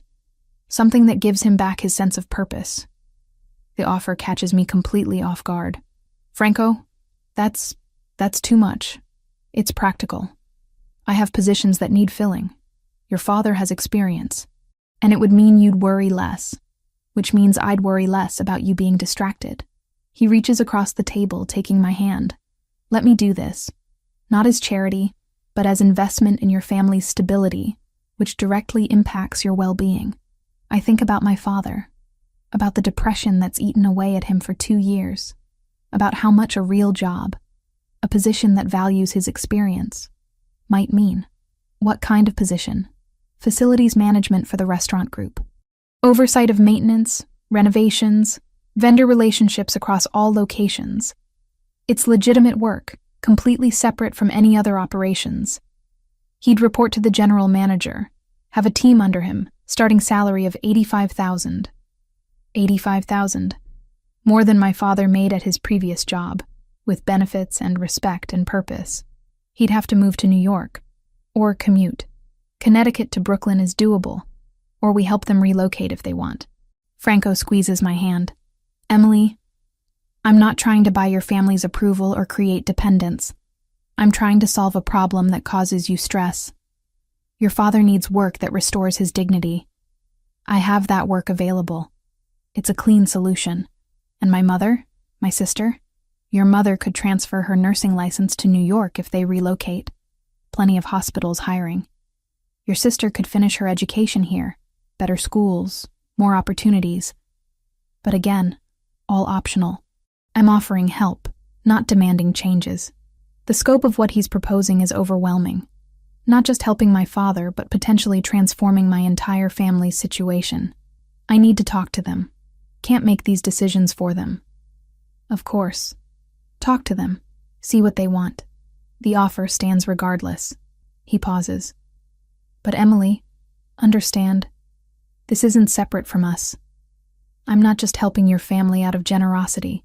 I'm doing it because they're important to you, which makes them important to me. This is what being mine means. Your concerns become my concerns. The possessiveness in his tone should probably bother me more than it does. But I'm learning that Franco's possessiveness is just the flip side of his protection. They're inseparable, two aspects of the same fierce loyalty. I call my mother that night, explaining Franco's offer with as much detail as I can provide without overwhelming her. Emily, this is incredibly generous, Linda says, her voice thick with emotion. But honey, are you sure this is just about helping your father? This man is offering your dad a job, possibly relocating our whole family. That's a lot of influence over our lives. I know, Mom. But I also know Franco wouldn't offer if he didn't mean it genuinely. He's not manipulative. If anything, he's almost too direct. I take a breath. And yes, Part of it is about reducing my stress so I can focus on my work and our relationship. But that doesn't make the opportunity less real or valuable. Let me talk to your father. It could change everything for us. But we need to think carefully about accepting this level of help from someone we've never met. You could meet him. Come visit for a weekend. See his businesses. Meet him in person. Decide if this feels right. There's a long pause. Okay. Let me coordinate with your father and Kayla. Maybe we come down next weekend? After we hang up, I find Franco in his office, reviewing security reports. My family wants to meet you. They're coming next weekend to see the businesses, meet you properly before making any decisions. Franco looks up, something that might be nerves flickering across his usually controlled expression. They should meet me, make informed decisions. He sets aside his papers. What should I expect? My mother will be protective, probably suspicious. My father will be desperately hopeful but trying not to show it. Kayla will be impressed by everything and probably embarrass me. I move to his side. Just be yourself. They'll see what I see. And what do you see?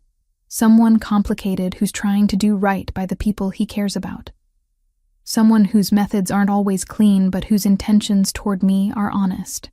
I cup his face. Someone I'm falling in love with, despite every rational reason I shouldn't. The confession hangs between us. The first time either of us has named this feeling that's been growing since that rainy Thursday evening 2 months ago. Franco stands, pulling me close. I love you, Emily. Have for weeks now, maybe longer. I just didn't know how to say it without it sounding like another claim. Another possession. It can be both. I whisper against his chest. A claim and a gift. Possession and freedom. That's what we are. All the contradictions existing simultaneously. He kisses me then, deep and claiming, and I feel the truth of our relationship in that kiss. Complicated, intense, built on foundations that include both danger and devotion. When we break apart, Franco keeps me in his arms. Whatever your family decides, whatever happens with the negotiations, whatever complications arise, you're mine, and I'm yours. That's the only certainty that matters. I want to argue about certainty in an uncertain world, want to point out all the ways this could still fall apart, but standing in his arms, feeling the solid reality of his presence, I choose to believe in the one certainty he's offering. Sometimes love means accepting the complicated truth that protection and possession can exist alongside genuine care, that a man who operates in moral gray areas can still love with absolute clarity, that choosing someone dangerous doesn't make the choice wrong, it just makes it conscious. And I'm choosing Franco Ravellini, fully aware of exactly what that choice means. The abduction happens on a Wednesday afternoon in early December, 3 weeks after Franco's negotiations with the Yakuza Yamaguchi began showing real progress. I'm leaving the office building for a quick coffee run, approved by Thomas, within the established safe zone, with Michael trailing 20 feet behind as additional security. Everything follows protocol perfectly, until it doesn't. The man who approaches me looks like any other businessman on a Manhattan sidewalk. Nice suit, briefcase, perfectly normal expression. He asks for directions to a restaurant 2 blocks away. I start to answer, pointing east, when something sharp presses against my ribs. Don't scream, he says quietly in accented English. Walk with me to the car. If you alert your guard, I'll kill you both.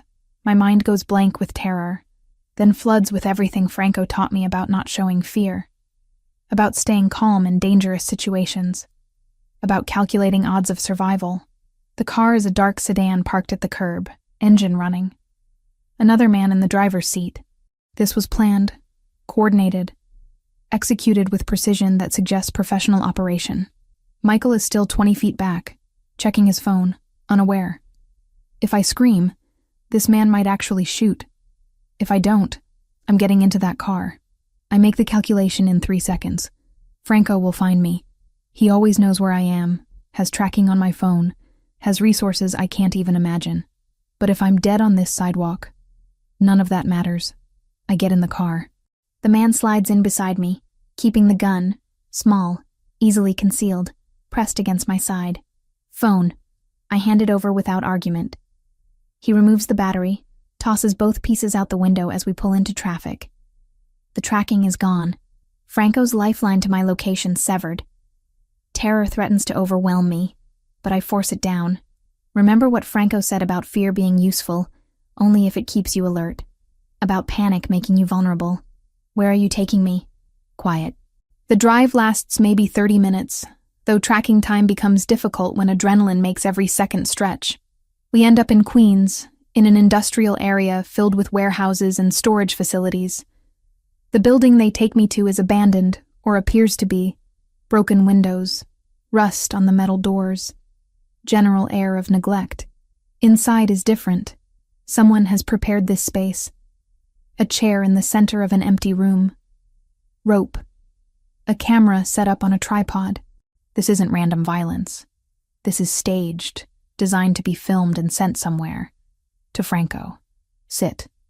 The man who abducted me orders, gesturing to the chair. I sit, because fighting now accomplishes nothing. Save energy for when it might actually matter. They tie my wrists and ankles, not cruelly tight, but secure. The driver sets up the camera, adjusting angles while the first man makes a phone call in Japanese. I catch maybe one word in 10, but the tone is clear. Confirmation of successful acquisition, awaiting further instructions. Then we wait. Hours pass. The men largely ignore me, talking quietly in Japanese, checking phones, smoking cigarettes that make the enclosed space hazy. I keep my breathing steady, my expression neutral, my fear contained beneath forced calm. Franco will come. I have to believe that. He has connections, resources, people who owe him favors throughout this city. He'll find me. I just have to stay alive long enough. Around what I estimate is hour 10, maybe 11. Hard to tell with no windows, no phone, no way to track time beyond the growing ache in my bound limbs. Something changes. The men get a call, conversation rapid and urgent. Then they're moving, gathering their things, the camera, everything. Your boss is very resourceful. The first man says to me, almost admiringly, faster than we expected. This location is compromised. They leave. Just leave me tied to the chair in an abandoned warehouse with no phone, no way to call for help, no certainty that anyone is actually coming. The fear I've been containing breaks free. I pull against the ropes, accomplishing nothing except rope burn on my wrists. Try to tip the chair, thinking maybe I can slide across the floor, reach something, anything. Then I hear it. Footsteps. Multiple people moving through the building with purpose. Emily! Franco's voice, raw with something I've never heard from him before. Fear. Actual fear. In here! I call back, my voice cracking with relief. The door explodes inward. Not opened. Exploded.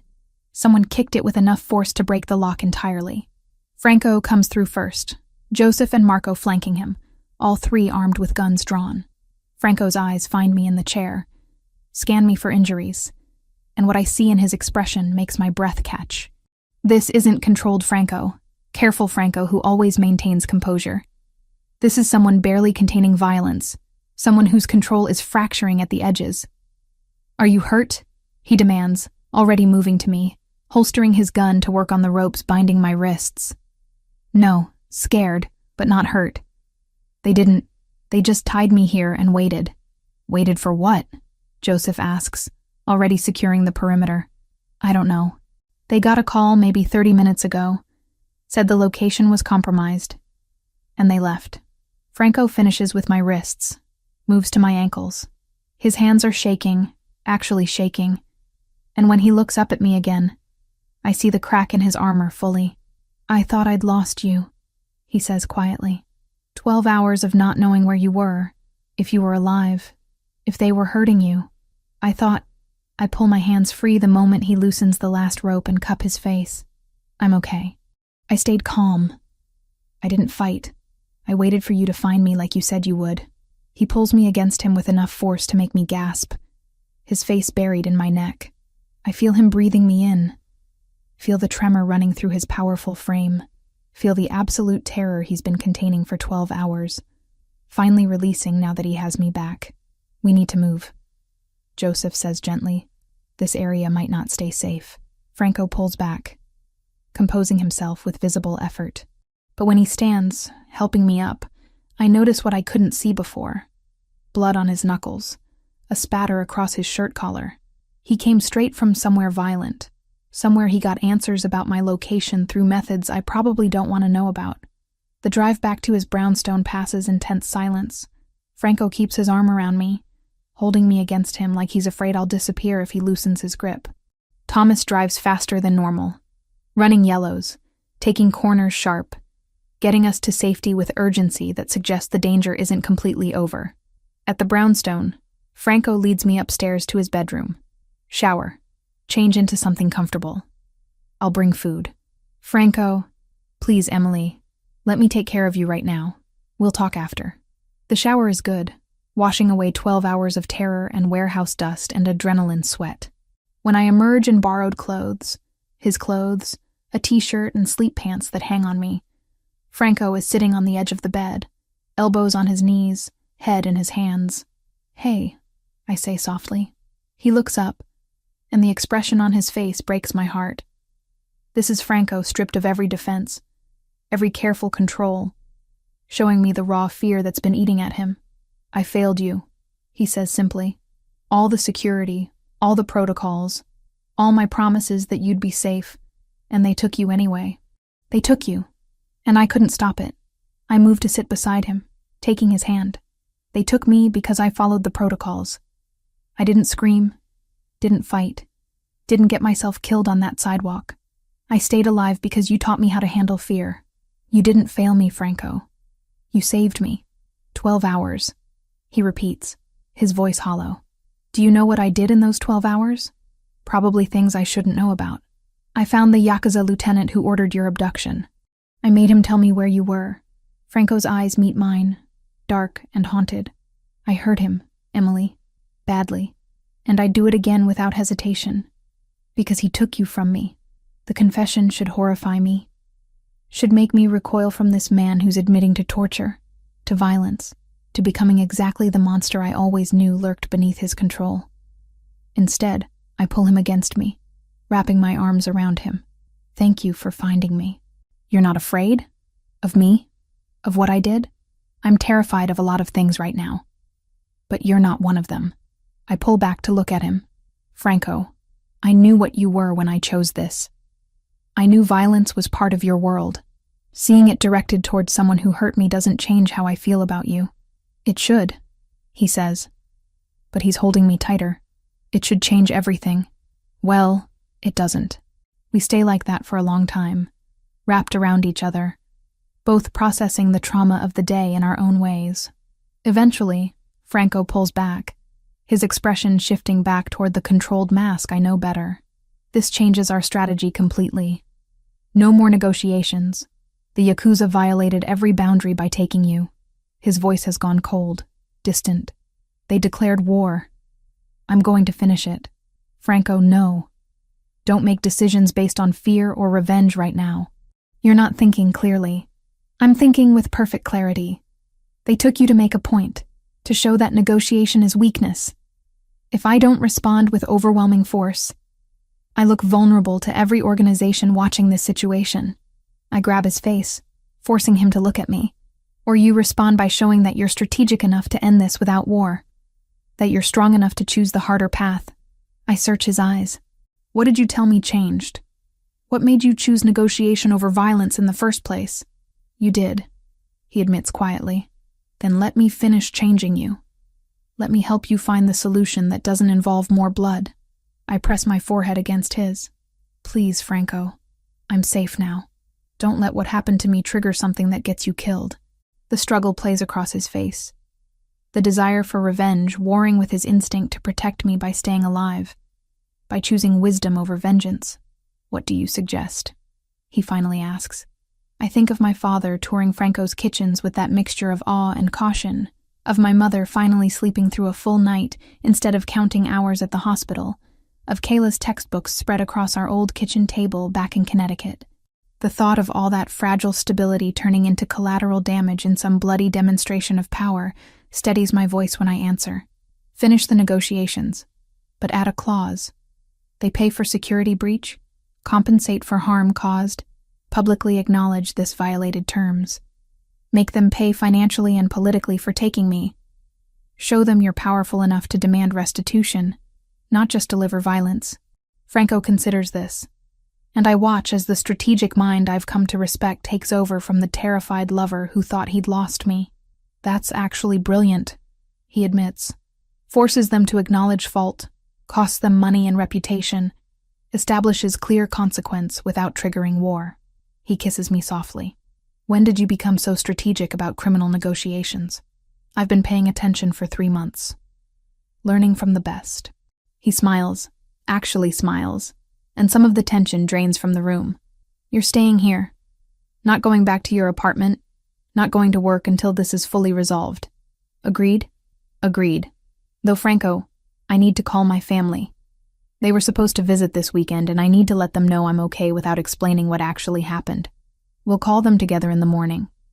Tonight, you rest. You've been through trauma, Emily. Let yourself process it. I don't know yet that the next few nights will bring warehouse shadows every time a car door slams outside, that I'll flinch at the sound of the elevator and have to breathe through the spike of panic until my body remembers I'm safe. For now, all I can do is focus on the solidity of his heartbeat under my cheek and trust that the shaking in my hands will eventually learn to quiet. But as we lie in his bed, me curled against his chest, his arms protective around me, I realize I am processing it, not through breakdown or panic, but through certainty. Certainty that choosing Franco means choosing this life, these dangers, these moments of terror balanced against moments of profound connection. I love you, I whisper into the darkness. Even after today, maybe especially after today, I love you. His arms tighten. I love you too. More than I thought possible to love anyone.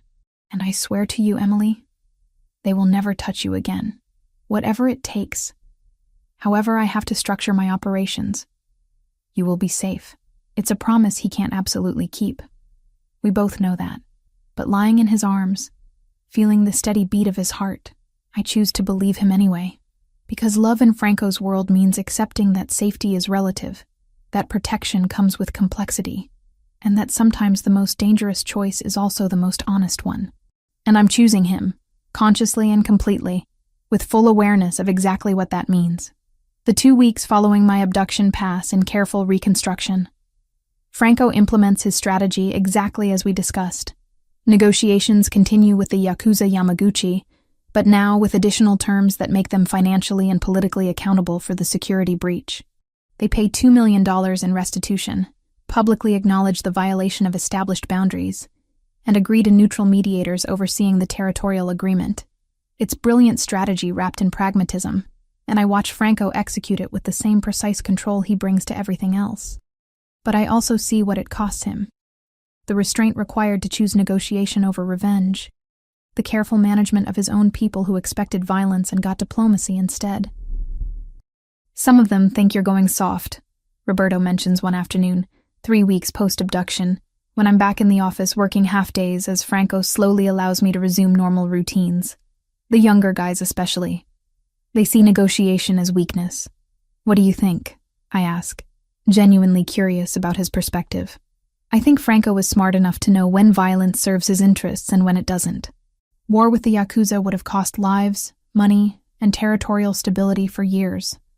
This way, we got compensation, established clear boundaries, and showed we're powerful enough to demand accountability without firing a single shot. Roberto leans against my desk. That's not weakness. That's evolution. The observation stays with me through the following weeks, as life gradually returns to something resembling normalcy. My family visits in mid-December, finally making the trip that got postponed after my abduction. I don't tell them what happened, just that there were security concerns that required delay.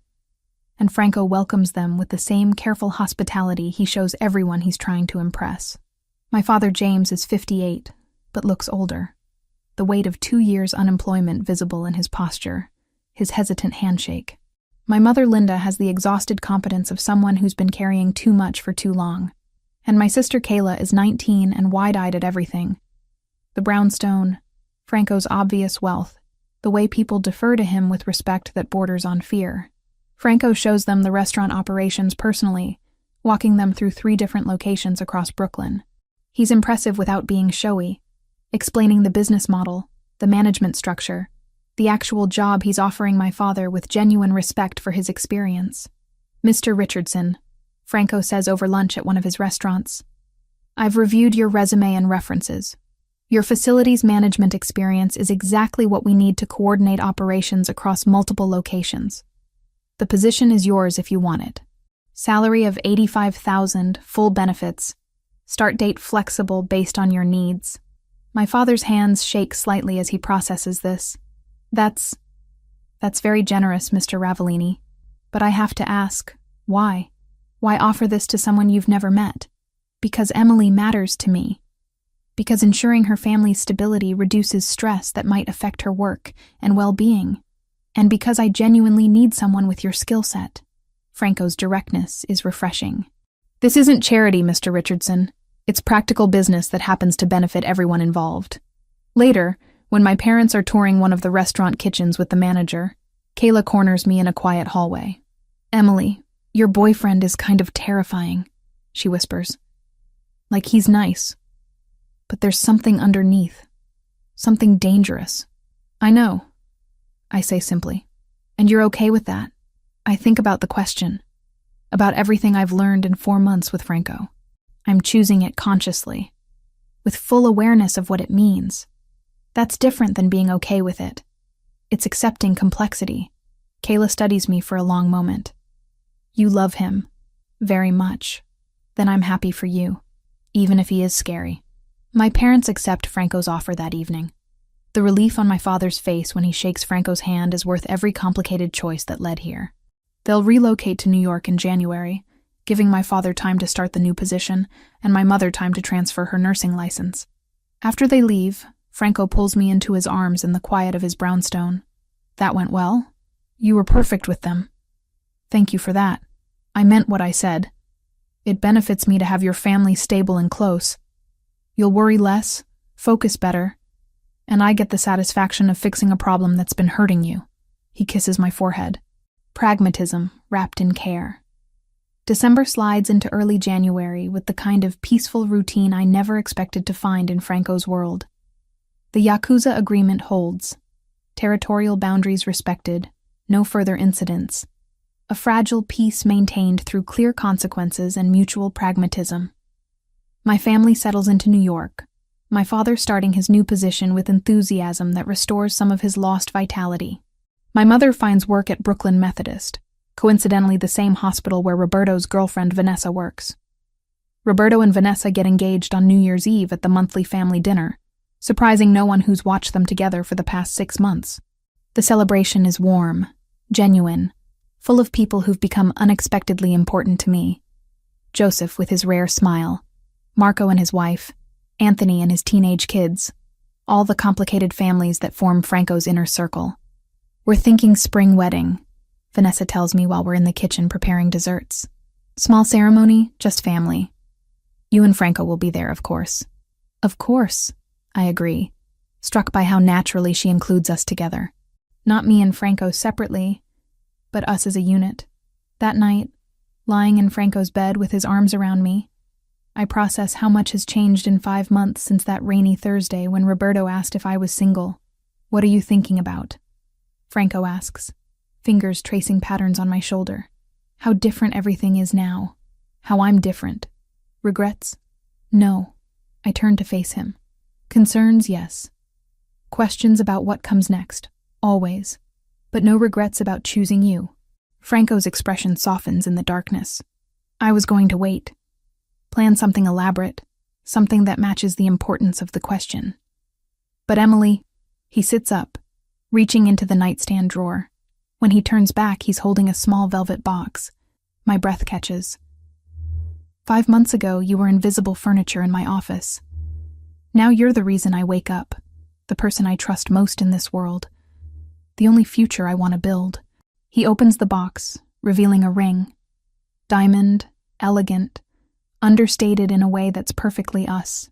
Marry me, not because it's expected or convenient, but because I love you and want you permanently in my life in every way that matters. I should probably ask for time to think. Should consider all the complications, the dangers, the reality of being married to someone in Franco's position. Should be practical and cautious and smart. Instead, I say, yes. He slides the ring onto my finger, perfect fit, like he measured somehow without me noticing, and kisses me with an intensity that conveys everything words can't capture. You're sure? He asks when we break apart. This isn't just accepting my world, Emily. It's becoming permanent part of it. There's no easy exit from being my wife. I know exactly what I'm agreeing to. I'm choosing it anyway. I cup his face. I'm choosing you, Franco Ravellini. Complicated, dangerous, surprisingly romantic you. He laughs, pulling me against him. We'll do this right. Engagement party, proper wedding, all the traditional elements you deserve. Can Giovanni cater? Obviously. He'll be offended if we ask anyone else. 3 months later, on a Saturday in April, we're married in a small ceremony at a historic church in Brooklyn Heights. My family sits on one side. My father healthy and employed. My mother rested. Kayla finishing her first year at NYU with expenses Franco quietly covered without making it an issue. Franco's people fill the other side. Roberto is best man. Vanessa with her own wedding planned for June. Joseph actually smiling. Marco and his family. All the complicated network of loyalty and violence and chosen family that defines Franco's world. Giovanni caters the reception, held in the garden behind Franco's brownstone. The food is incredible. The wine flows freely. And for one perfect evening, we exist in a bubble where the dangers of our reality feel distant and manageable. You look happy, my mother observes during a quiet moment. Both of us watching Franco navigate conversations with guests. I am, I say honestly. I worried when you first told me about him. About what kind of man offers the things he offered. What it might cost you. She squeezes my hand. But Emily, watching you two together, watching how he looks at you like you're the most important thing in his world, I understand now. You chose someone complicated, but you chose someone who genuinely loves you. He does. I agree.